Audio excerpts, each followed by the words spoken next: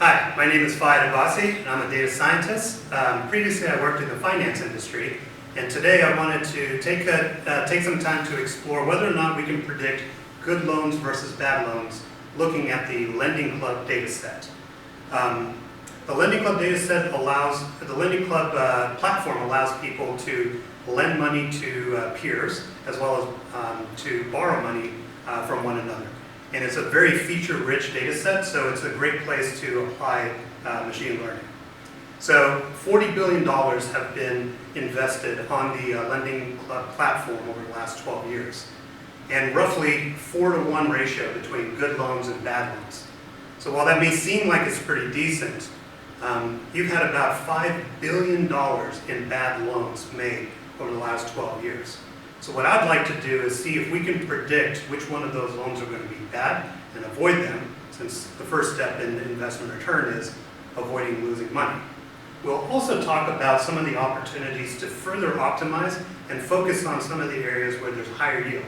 So on the two charts on the right-hand side, where you have a higher interest rate on the loans that have gone bad, as well as the grades that are a little bit lower for the ones that have been charged off for bad loans. We'll see if there's opportunities to pick up some opportunity out of this, but we'll come back to that later.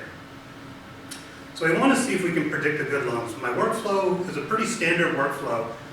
One thing I wanted to highlight in looking at this is that I spent a fair amount of time in the data pre-processing and cleaning.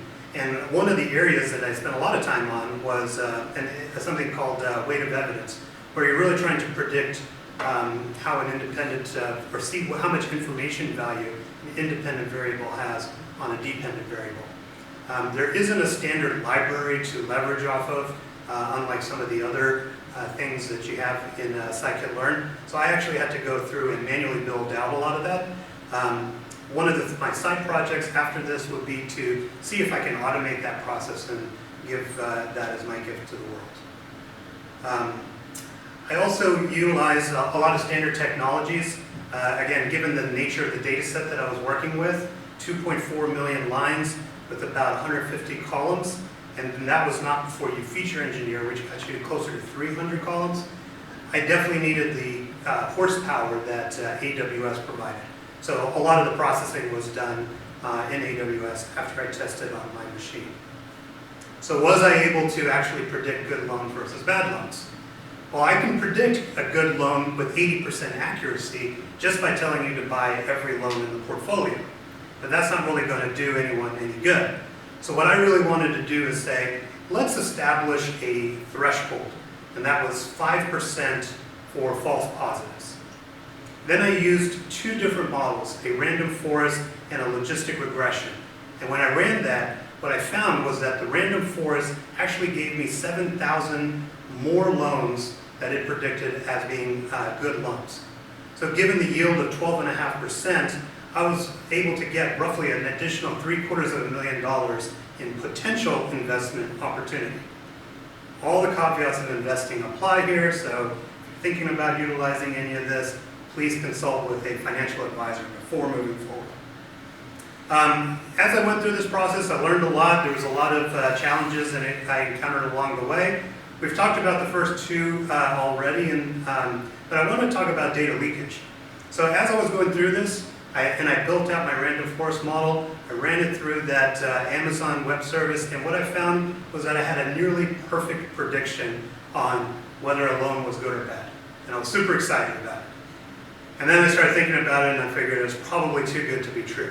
So I went back and I started looking at the different features, and I realized that there was probably some data leakage that was occurring. And one by one started going through the different features that I had added in, reran the model, found out it ran terribly, and then I had to go back and improve on some of the features that I included. So it's an iterative process and something that was really a good experience to learn. So talking about lessons learned, make sure you spend time understanding your data. Sharpening your axe beforehand, before you start chopping wood, is definitely sage advice. Also, the data pre-processing is an extremely important part of the process. and it can yield a lot of great results. When I talked about that opportunity area in that sample set of the higher yielding stocks or loans, the next step in this process will be to apply a Monte Carlo simulation to see if we can tease out some of the opportunities within that area and further improve the yield that we get on our portfolio. And finally, building out a Flask app so that people can interact with the data in the future will be a good next step. So here's my contact information. If you have any questions, happy to talk.